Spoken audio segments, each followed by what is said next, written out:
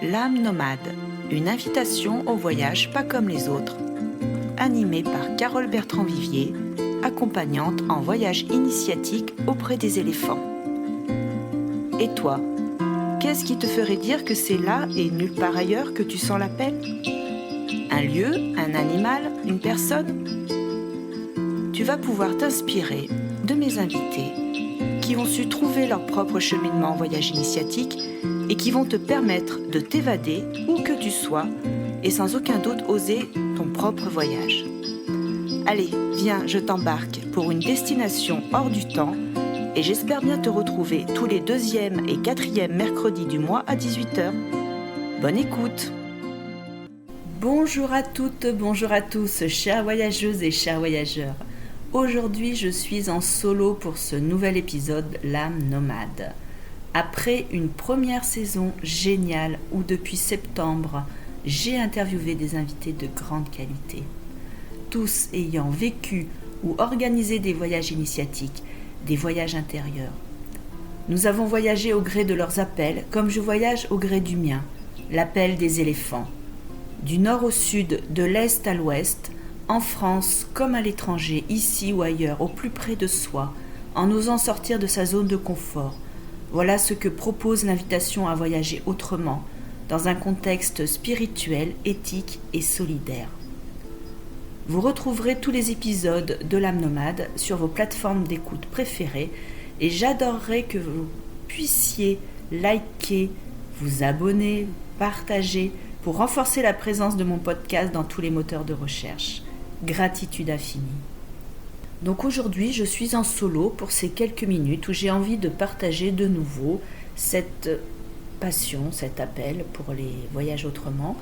Je ne suis pas une voyageuse dans l'âme, je ne suis pas une grande voyageuse en fait, mais voilà, ces voyages initiatiques ont pris sens parce que j'ai été informée par le peuple éléphant qu'il y avait quelque chose à faire dans le projet de vie, j'allais dire mon projet professionnel, mais en fait mon projet de vie, vraiment quelque chose à y faire pour engager le plus grand nombre à se choisir autrement, à être vraiment en lien avec le vivant. Que veut dire être en lien avec le vivant ? Pour moi, c'est vraiment être dans le respect de toute chose. C'est une contribution, un pas de plus vers une solidarité, une compréhension. Oui, en tout cas, le respect de chaque chose, de chacun et de ce qui nous entoure. Voilà, être en lien avec le vivant, c'est se sentir dans une dimension intégrative. Je crois qu'on a tendance aujourd'hui à se sentir, j'allais dire supérieur, c'est pas un mot que j'ai envie d'employer sous une forme en tout cas péjorative, mais c'est vrai que l'humain a tendance à s'extraire en tout cas. Et là aujourd'hui, notre challenge, notre défi, c'est de se voir au cœur de. Et en sortant de cette zone de confort, où quelque part nous vivons une toute-puissance, une posture de sachant, on va vraiment pouvoir revenir à notre véritable nature. Alors je ne dis pas que c'est un projet pour revenir à nos sources au sens d'être démunis et peut-être encore plus vulnérables. Il est heureux d'avoir toute cette technologie et ce confort de vie. Mais quelle est ma contribution une fois que je suis dans cette sécurité extérieure ? C'est important d'aller se rencontrer pour nourrir une sécurité intérieure qui fait que partout où je suis, je me sens en paix et je peux transmettre cet élan de paix. Voilà notre contribution aujourd'hui pour sortir de l'impulsivité, pour sortir de la destructivité. Et ces voyages, pour moi, c'est ma façon de contribuer à ce monde pacifié. En fait, c'est de contribuer à ce monde non pacifié. Je me réécoute et je me dis, il y a encore du chemin. Et si je dois parler de ma météo émotionnelle, c'est ces grands hauts et ces grands bas en ce moment, avec cette conscience du chemin parcouru pour notre humanité et puis aussi cette grande conscience du chemin à parcourir.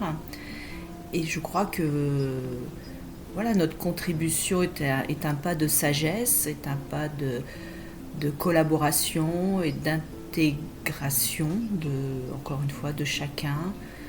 Bien sûr des animaux, bien sûr des minorités. Et je crois qu'on a encore beaucoup à faire compte tenu du contexte, compte tenu de cette sortie de la crise sanitaire, en espérant qu'on en soit bien sorti, compte tenu de la guerre en Ukraine et de toutes les autres guerres, parce qu'il y a toutes les autres guerres, il y a les migrants ukrainiens et il y a tous les autres migrants. Voilà, donc je crois qu'aujourd'hui, c'est vraiment d'élargir notre regard dans une belle ouverture du cœur et d'être dans ce projet intégratif. Pour moi, rencontrer les animaux et notamment les éléphants, ça me permet de me mettre à cet endroit de l'humilité, de la simplicité et du respect de l'environnement.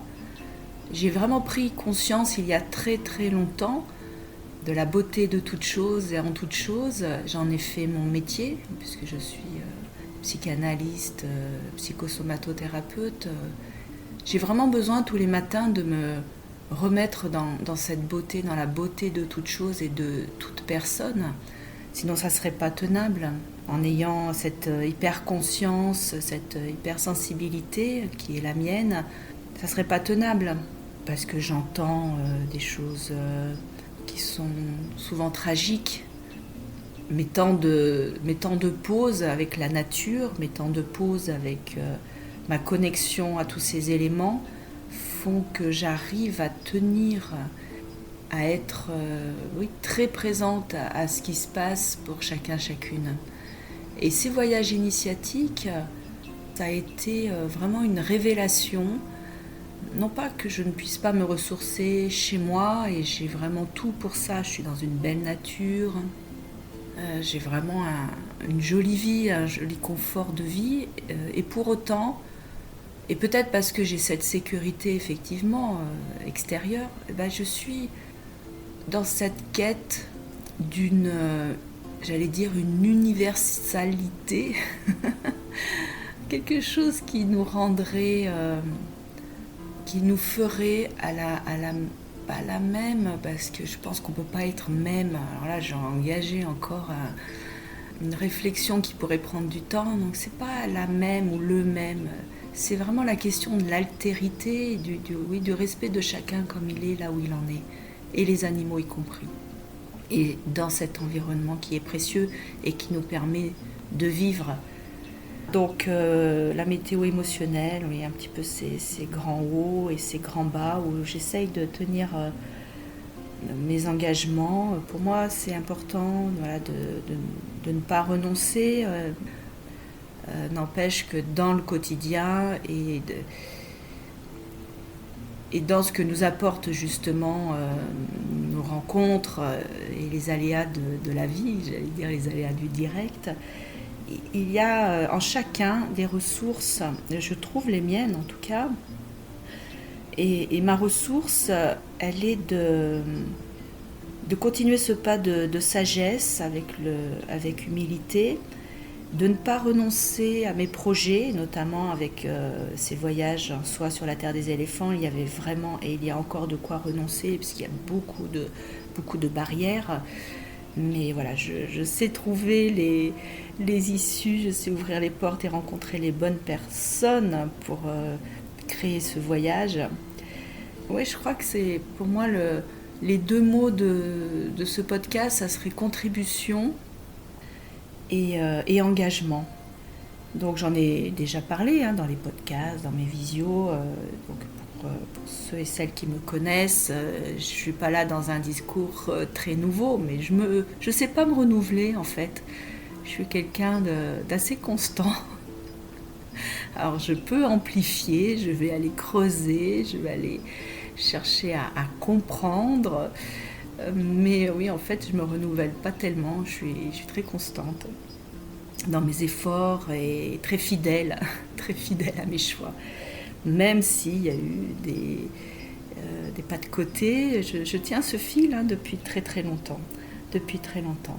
Donc je pose les dates du voyage en Thaïlande, je pose les dates du voyage au Cambodge, je pose les dates du voyage au Kenya et je les diffuse largement. Je suis aidée par des agences, je ne suis pas l'organisatrice des voyages, j'interviens sur place et j'ai ma contribution pour les faire connaître. Mais donc je fais confiance à mes agences sur place qui prennent en charge avec beaucoup de professionnalisme l'organisation. Donc je suis bien entourée avec mes collaboratrices, Astrid Clavé, Marie-Colombe Clémente, Sophie Ferry. Voilà, c'est vraiment une équipe géniale, encore une fois, et je suis heureuse d'œuvrer avec elle. On a toute notre singularité, notre style, et voilà, quelle belle alliance. Cette petite parenthèse est en fait, voilà, aujourd'hui je suis avec 2 rêves que j'ai faits récemment, 2 rêves assez particuliers, donc avec les éléphants. Les éléphants me parlent, mais voilà, je pense que je suis visitée régulièrement. Ça me fait toujours sourire quand je dis les éléphants me parlent. Ça paraît assez nébuleux, j'imagine, pour beaucoup d'entre vous. En fait, voilà, c'est vibratoire. Je ressens beaucoup leur présence et la symbolique de l'éléphant m'aide encore une fois à être qui je suis. Donc, pour revenir à mes rêves, le premier, il y a, je crois, à peu près une quinzaine de jours, était assez tragique puisqu'il s'agissait en fait d'un rêve qui me semblait se passer dans une époque lointaine. Je crois que c'était en Inde, ça ressemblait beaucoup à une configuration de ce pays que je connais, que j'ai pu aller visiter il y a une bonne dizaine d'années. Beaucoup d'humains étaient rassemblés sur une place et étaient en train de manifester. Ces humains, assez nombreux, étaient entourés d'éléphants et sur le dos des éléphants, il y avait des guerriers. Et en fait, ce qui est devenu tragique, c'est que l'ordre a été donné aux éléphants, donc les guerriers ont donné l'ordre aux éléphants d'aller piétiner les humains. Donc c'était là évidemment la panique et je me suis réveillée, alors je pense que j'oublie des éléments, c'est comment ça se passe dans un rêve, mais voilà, je me suis réveillée avec cette panique et ce tragique et cette violence, pour ne pas dire cette barbarie, et j'avais le sentiment, l'information par rapport au peuple éléphant, il y avait quelque chose qui venait se traduire comme mais arrêtez tout ça, arrêtez de nous utiliser. Alors je pense que c'était un message assez large par rapport au peuple, à tous les peuples. Voilà, en tout cas le peuple éléphant me disait mais arrêtez tout ça, arrêtez de nous utiliser, arrêtez de détruire. Il y avait comme une urgence à le faire. Alors ce rêve, je vous dis, c'est je pense dans une époque assez lointaine. Donc je pense que ça a existé, puisqu'on a beaucoup utilisé les éléphants dans la guerre. Oui, il y avait mais quand est-ce que vous allez prendre conscience que tout est possible ensemble ? Et arrêtons de nous détruire. Donc je me suis réveillée avec beaucoup de tristesse. Voilà, ça fait partie des grands bas que je peux traverser en me disant mais on en est encore là en fait. On est encore capable d'aller écraser son prochain, de se servir, de se servir des animaux, de se servir de notre technologie, puisque peut-être ces éléphants-là pouvaient symboliser des tanks. On sait que ça se fait aussi. Oui, pour moi, le message qui est resté, c'est vraiment, mais arrêtez tout ça, arrêtez. C'est temps, il est temps, c'est maintenant. Et cette nuit, donc, un autre rêve, à mon sens tout aussi tragique. Il s'agissait d'éléphants qui étaient enchaînés, qui étaient asservis. Et il y avait des humains qui prenaient soin de les entourer de chaînes, plus qu'il n'en fallait, puisqu'en général, les éléphants que j'ai pu rencontrer en Asie étaient enchaînés par une de leurs pattes. Et là, c'était un enchaînement mais massif. La chaîne les parcourait. Et je crois que là, ça parlait de nos propres enchaînements, nos propres conditionnements. J'étais vraiment en miroir de leurs conditions et c'est ce que je rencontre quand je suis en Thaïlande, dans des camps éthiques, où ces éléphants que nous rencontrons sont en semi-liberté, donc ne portent plus de chaînes. Mais je pense qu'il s'agit de toute autre chaîne. Oui, le tragique, pour moi, c'était cette souffrance psychologique. Donc mon premier rêve, ce premier cauchemar était plus du côté de la souffrance physique, peut-être. Et là, c'était plutôt du côté de la souffrance psychologique, de nos enchaînements, de nos conditionnements, et puis aussi comment on enchaînait et on conditionnait les minorités, les plus vulnérables, les plus fragiles, les animaux, et notamment les éléphants, qui sont quand même nos grands animaux, et qu'on a réussi à asservir. Donc je me suis réveillée aussi ce matin avec un goût amer. Je ne me souviens pas de l'issue, je me souviens d'être très présente dans ces deux rêves. Alors le premier peut-être plus en tant qu'observatrice d'un temps passé, et peut-être qu'il est temps de laisser ça derrière nous. Cet écrasement de l'autre, cette mainmise et cette toute-puissance et ce sacrifice des autres au nom de sa propre liberté, son propre confort. Et le deuxième, il me semblait que j'étais plus active et je me suis réveillée avec ah oui, non mais ce que tu poses, ce projet auprès des éléphants, ce projet de voyage initiatique, il a sa place. J'ai plus ressenti ce rêve comme ce que tu inities, ce que j'initie a du sens. Oui, tout n'est pas résolu, oui, il y a encore beaucoup à faire pour changer les mentalités et les comportements. Mais il me semble qu'à mon réveil, j'avais repris une puissance en moi, quelque chose du côté de la constance, encore une fois, qui est bien là pour autant, mais renforcée, vraiment renforcée ce matin. Oui, nous partons en voyage initiatique, ici et ailleurs, pour aller se défaire de nos propres chaînes et en même temps aller transmettre une autre vision du vivant où chacun, chacune, le peuple des éléphants, le peuple de tous les animaux, les peuples, les minorités, les stigmatisés peuvent aussi reprendre leur liberté. Il est temps que chacun puisse vivre libre.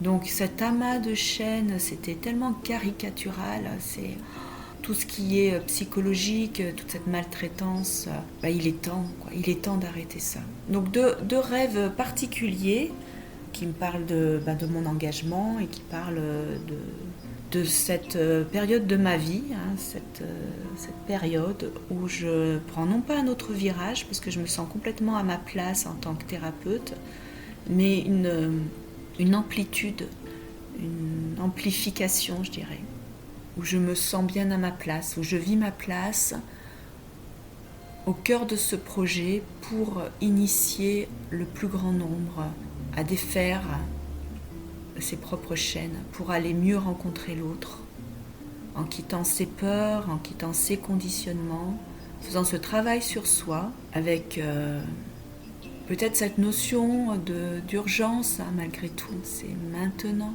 mais oui, c'est maintenant.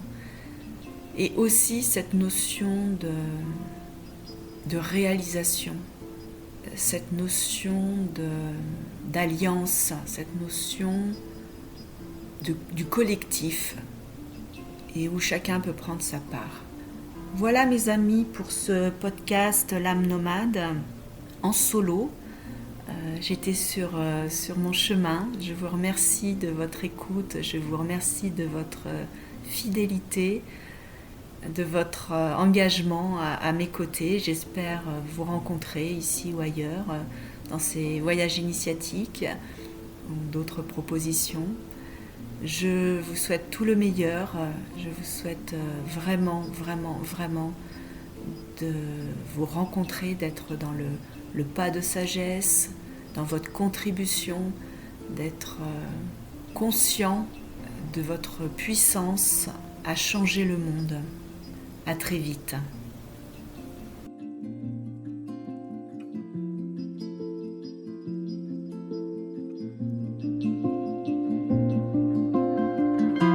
J'espère que cet épisode, l'âme nomade, t'a plu et que tu auras l'élan de partager. Tu peux commenter, liker, étoiler et tu peux me suivre sur tous mes réseaux sociaux au nom de Carole Bertrand-Vivier.